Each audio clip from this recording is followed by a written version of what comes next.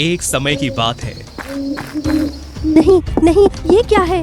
हे भगवान, मुझे कुछ नहीं दिख रहा। सब ठीक है, ये मुझे कुछ नहीं दिख रहा। ये कैसी जगह है?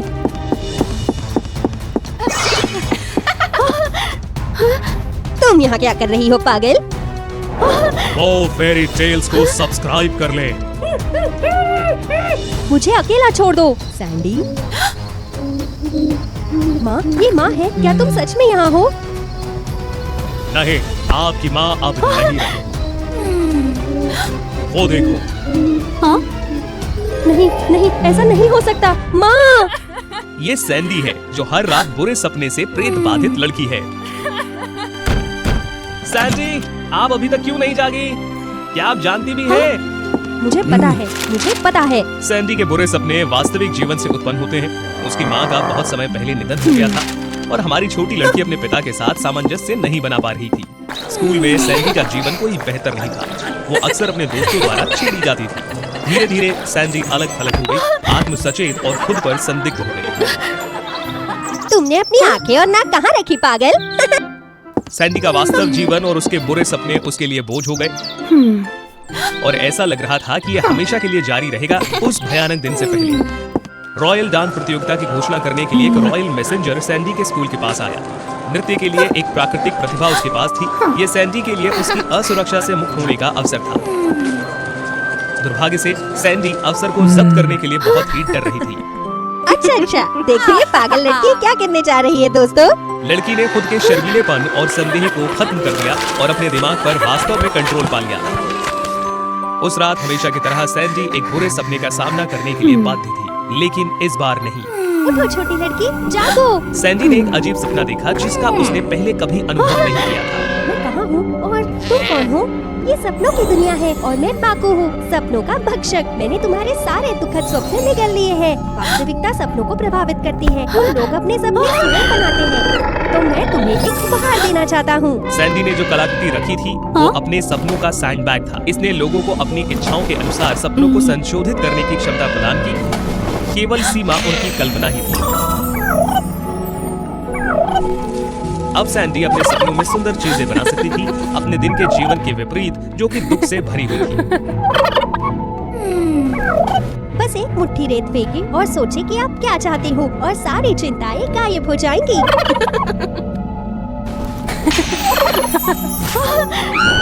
वो एक मंच पर खड़ी थी, लेकिन उसकी शर्म ने उसे वास्तविक दुनिया में वापस जकड़ लिया। हालांकि सपनों की दुनिया में सैंडी ने इसे ठीक उसी तरह बदल दिया जैसे वो चाहती थी।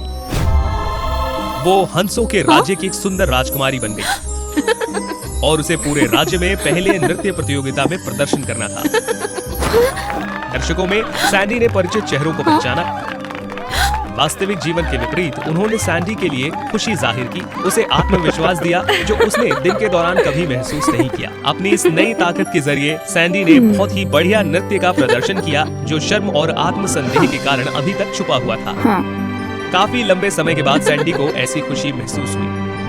उसने आसानी से अपनी जन्मजात प्रतिभा के साथ सभी को मोहित कर दिया। उठ जाओ सैंडी, सुबह हो गई है। हालांकि ये सिर्फ एक सपना था और सैंडी खुद को हमेशा के लिए इसमें डुबो नहीं सकती थी। ये वही रेत का थैला है, बाकू असली है। सैंडी मदद नहीं कर सकी, लेकिन आज रात के सपने के बारे में उत्साहित थी। लेकिन उसके उत्साह को जल्दी से थकान ने उकसा दिया जिस क्षण वो जागी और तब सैंडी को और ज्यादा बुरा लगा। तुम क्या प्रदर्शन करने जा रही हो? किताबी कीड़े का नृत्य? अपने दोस्तों द्वारा छेड़े जाने से असुरक्षित सैंडी अपनी कल्पनाओं में खुशी के लिए तरस गई। उस रात उसने एक बार फिर बाकू द्वारा दिए गए उपहार का इस्तेमाल किया। चिंता मत करो, थकान सिर्फ एक साइड इफेक्ट है। ये जल्द ही गायब हो जाएगी। लेकिन इसका अंत हमेशा ऐसे ही होता है। इससे कोई फर्क नहीं पड़ता कि मैं सपने देखती हूँ। वास्तविक दुनिया में मेरे दोस्त अभी भी वही है। लेकिन सैंडी को नहीं पता था कि बाकू दूसरों को अपने सपनों में खींच सकता है। सैंडी ने खुद को पानी के नीचे एक राज्य में एक योद्धा राजकुमारी में बदल दिया। हाँ? उसकी दोस्त उसकी आज्ञा के तहत वफादार जनरल बन गए। उसके आदेशों का पालन किया और अब उसे वास्तविक दुनिया की तरह मजाक नहीं बनना पड़ा। जब पानी के नीचे के साम्राज्य पर हमला किया गया तो सैंडी ने साहसपूर्वक उन्हें बुरे समुद्री डाकू के खिलाफ लड़ने के लिए प्रेरित किया। वास्तविकता में डरपोक होने के बजाय सपनों की दुनिया में सैंडी ने बहादुरी से लड़ाई लड़ी और समुद्री डाकू को हराया। अपने दोस्तों की प्रशंसा के साथ अन्य मछलियों को बचाया।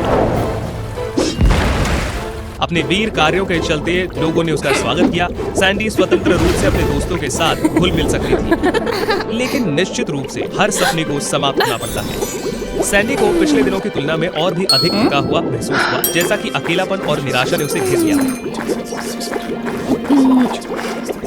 बहुत कुछ अजीब था। सैंडी के दोस्त अब उसे चिढ़ाना नहीं, लेकिन सपनों के कारण वे उसके साथ बातचीत करने के लिए डरते थे और अनिच्छुक थे। विचार में वो खो गए। सैंडी ने धीरे धीरे अपना घर बना लिया। उसने सोचा कि अब वो सैंडबैग का इस्तेमाल नहीं करेगी।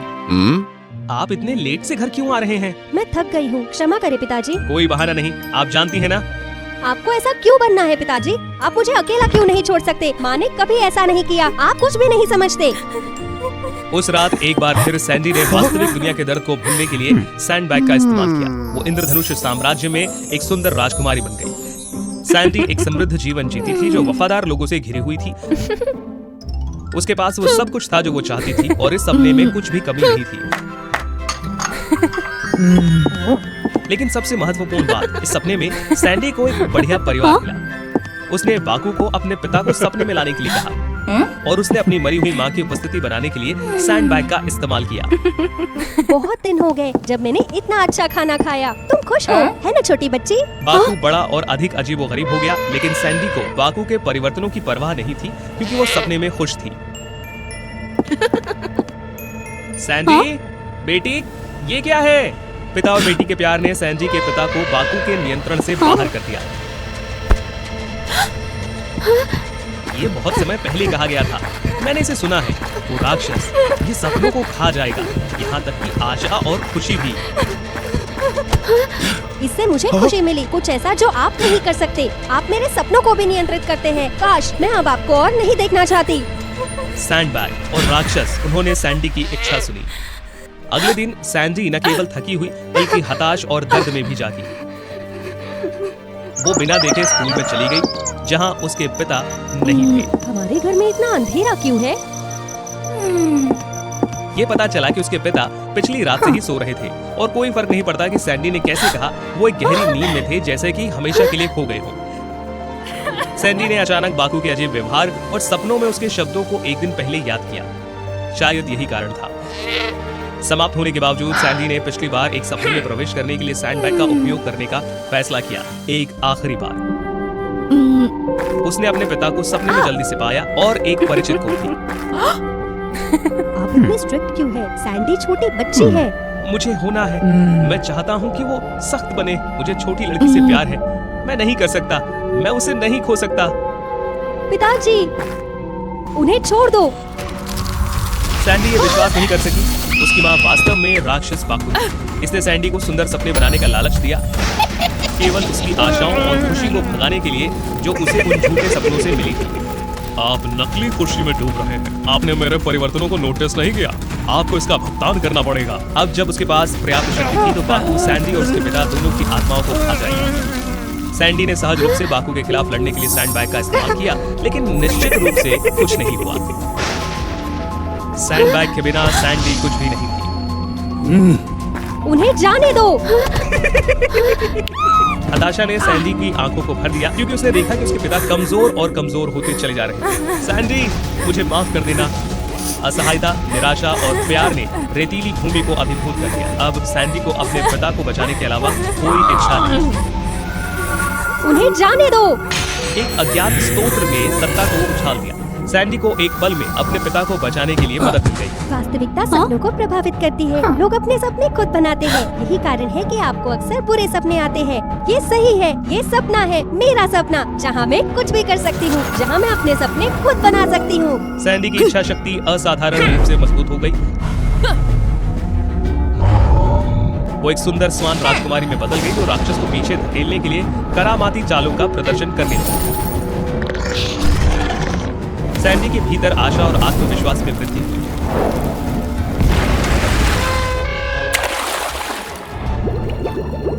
वो एक जलपरी में बदली और समुद्र की शक्ति का इस्तेमाल किया। सैंडी की सुनामी ने बाकू को दूर कर दिया और उसे वापस धकेल दिया जहां ये था। और वो एक इंद्रधनुषी राजकुमारी में बदल गई, जिससे बाकू को अंतिम झटका लगा।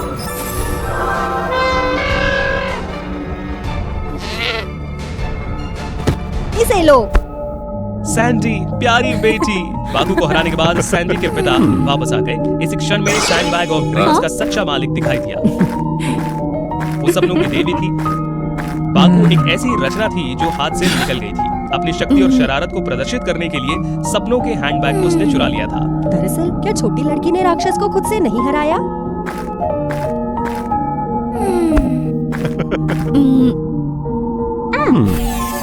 सैंडी के पिता और बेटी ने ये जानने के बिना सपना छोड़ दिया कि सैंडी की माँ वास्तव में बाकू थी। ये देवी थी जो सैंडी को खुद पर विश्वास करने में मदद करने के लिए बाकू में बदल गई। हाँ? सपने के बाद सैंडी के पिता ने अपनी बेटी को बेहतर समझा। सैंडी ने भी ये समझा कि धर्म के बजाय जगह रहना बेहतर है। उसे साहस के साथ कठिनाइयों का सामना करना पड़ा। ये मेरी दोस्त है, मैं उसके साथ पढ़ती हूँ, वो अद्भुत है।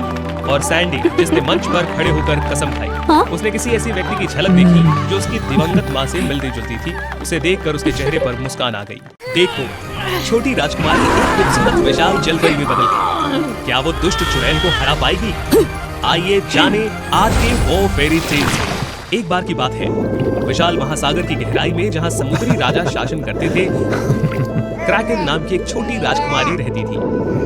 क्रैकन, मेरी छोटी राजकुमारी, मेरा अनमोल खजाना, मुझे आशा है कि तुम मेरे साथ खुशी से जीवन व्यतीत करोगी।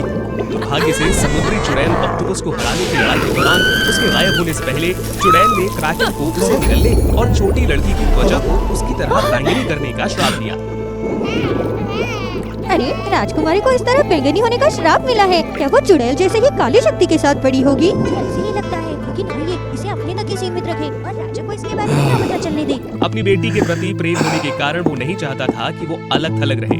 सी किंग उसे तट पर ले आया और मनीला के मानव साम्राज्य के राजा और रानी को अपनी छोटी लड़की की देखभाल करने के लिए सौंप दिया। जाने से पहले उसने उसे सुरक्षित रखने के लिए एक सुरक्षात्मक मंत्र के रूप में उसके माथे पर त्रिशूल का निशान छोड़ दिया। मेरा छोटा खजाना, मुझे आशा है कि ये मंत्र आपकी रक्षा करेगा और आपको जीवन भर शांति प्रदान करेगा। मैं आप दोनों को दिल से धन्यवाद देता हूँ और मुझे उम्मीद है कि आप उसे अपनी बेटी की तरह प्यार करेंगे। ये एक जादुई शंख है, जब आपको मेरी जरूरत हो तो किनारे पर जाकर इसे बजा देना। क्रैकन का पालन पोषण मनीला के राजा और रानी ने किया और जब वो बड़ी हो गई तो वो अपने साथियों के साथ स्कूल गई। हालांकि उनकी त्वचा के रंग के कारण सभी ने उनसे दूरी बना ली। इससे वो दुखी हो गई और अपने आप में सिमट गई। उसके बारे में चिंतित होकर राजा और रानी किनारे पर गए और समुद्री राजा से मिले।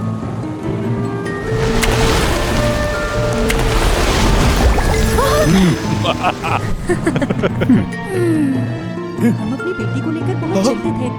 उसके दोस्तों ने उसे त्याग दिया और वो सारा दिन अपने कमरे में बंद होकर बैठी है।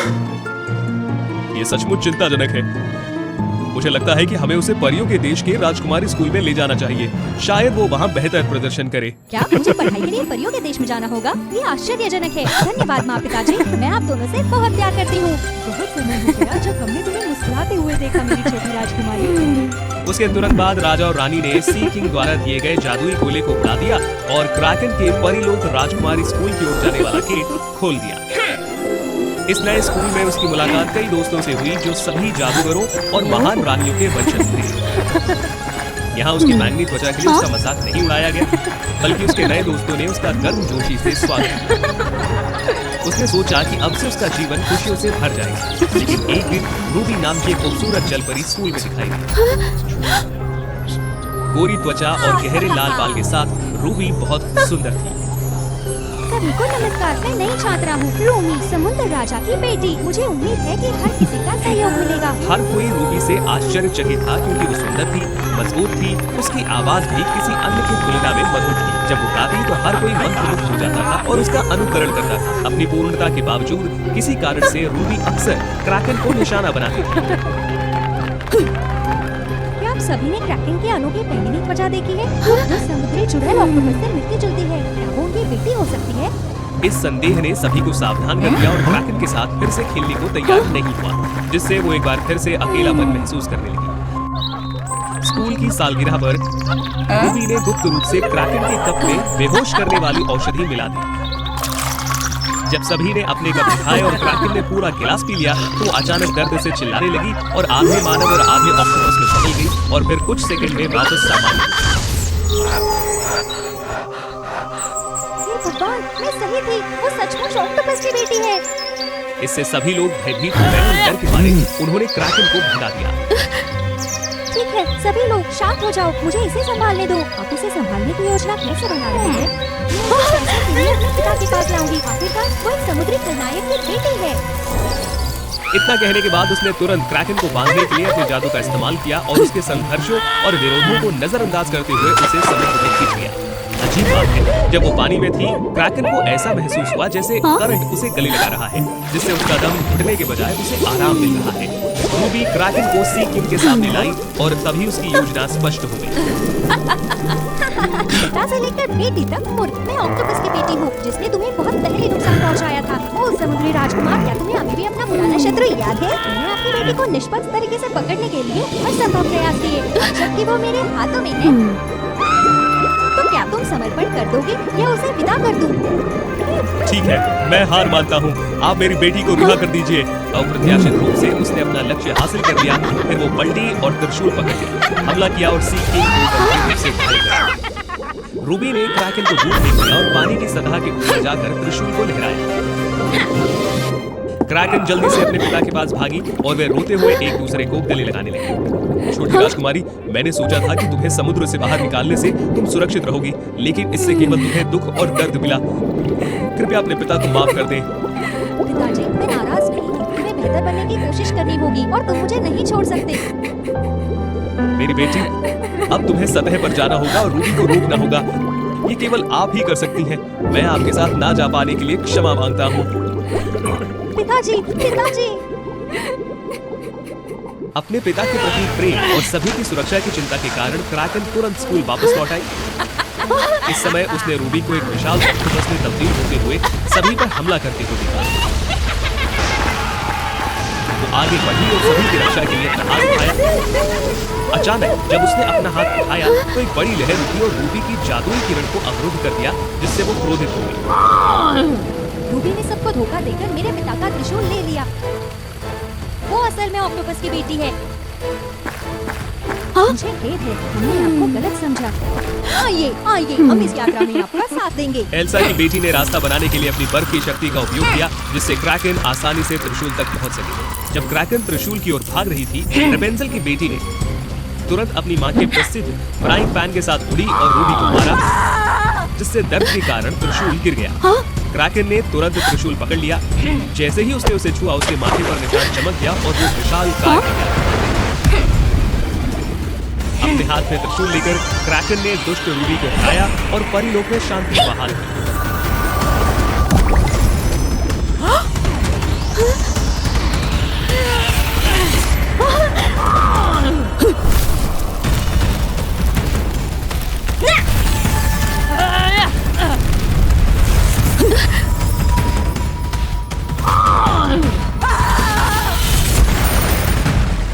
रूबी को हराने के बाद क्रैकन समुद्र में लौट आई